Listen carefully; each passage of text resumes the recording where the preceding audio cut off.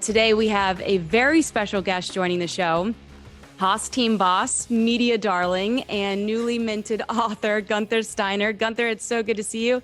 Thanks for being with us today. Hello to everybody, and thanks for having me.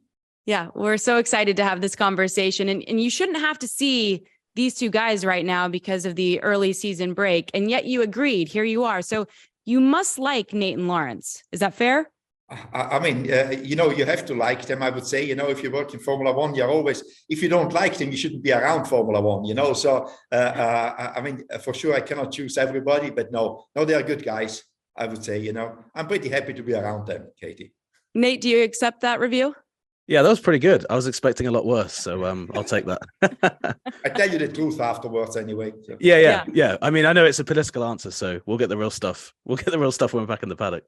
Lawrence, you know how engaging Guenther is to cover in Formula One. What excites you most about this conversation?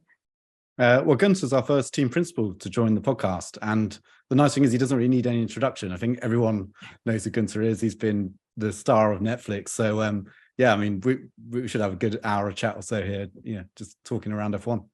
Is it true, Guenther, you've never actually gone back and watched Drive to Survive? Completely true. Why is that? Why is that?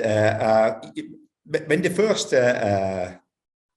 episode came out, I was thinking, because I had no idea what they were actually going to show, and then I walk into a F1 commission meeting with all the other team principals and get all this, everybody's comments on it. And what are you guys talking about, And at the time, the FIA president, Jean Todt, had a comment to make, and I was like, well, what are they all on about, So I wouldn't say it scared me almost, but then they told me a little bit what is happening. They said, if I'm gonna watch it, it's like, maybe I change. And in the end, I don't really want to change, because if you watch yourself, there's always things you can do better. And I was thinking about it. I'm not an actor. I don't need to watch myself and get better. I'm just doing what I'm doing. And if they film it, so it be it. But if then I try to do it different, or what I think is right, it puts a lot of pressure onto me, and I've got enough pressure. And I say, if people watch it, whatever I said or did, I mean, they didn't take it out, so it cannot be this bad. But I decided not to watch it, just not to get an opinion on myself, basically. And I stuck with it, and I think it's working. And people are still surprised. Are you not interested in it? Not at all. I'm not like, should I not? No, I'm not going to watch it. That's it. So with that said, when was the first moment or incident where you arrived at a race, or you had a conversation with somebody and you thought, wow, however I'm being portrayed on Netflix right now, people must like what they see? I think the first thing when I got the first comments was not like they like what they see, what they're actually doing, and that was my family, my wife, it's like,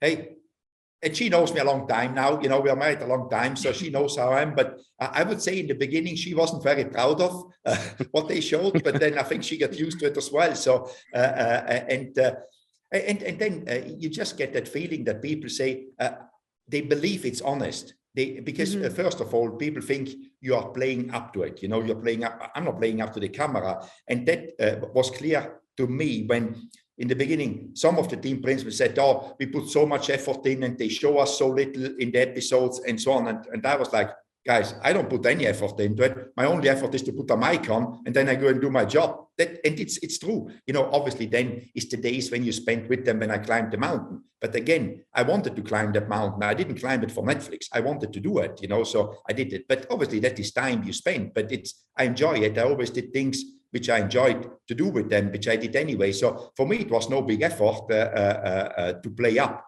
And it's, I mean, I think it's authentic. As I said, I haven't seen it, but we got Stuart, which has seen it, he's the censors everything what should be in or not, because somebody has to do it. And he knows he's with me around. Stuart is our PR, our comms director.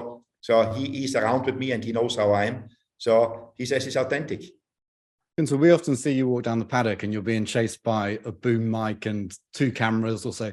Is there ever a moment where you just say, guys, I need at least kind of half an hour or so to myself, or this bit you can't do?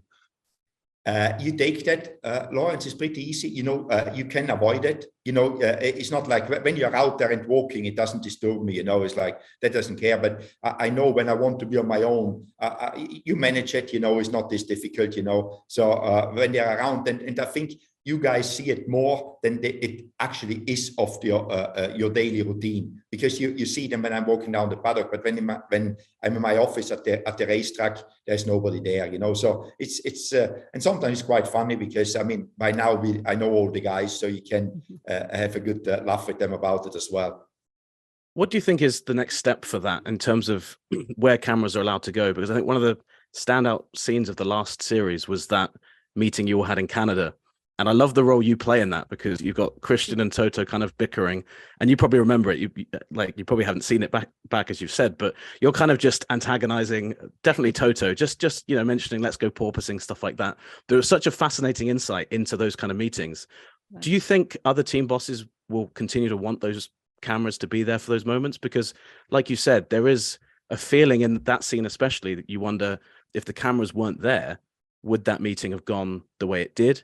Is it healthy to have the cameras there? Does it make people say things they wouldn't ordinarily say? What do you think the next kind of steps will be? I think it's a fine line, because sometimes you could use this for your own publicity, but sometimes maybe you do the complete opposite. You want to get unnoticed and you say nothing. You don't contribute to the actual meeting, what we are there for, because it needs to stay real. And I think it's very difficult to have 10 team bosses, the FIA boss, the F1 boss, all these people there, and they all behave naturally.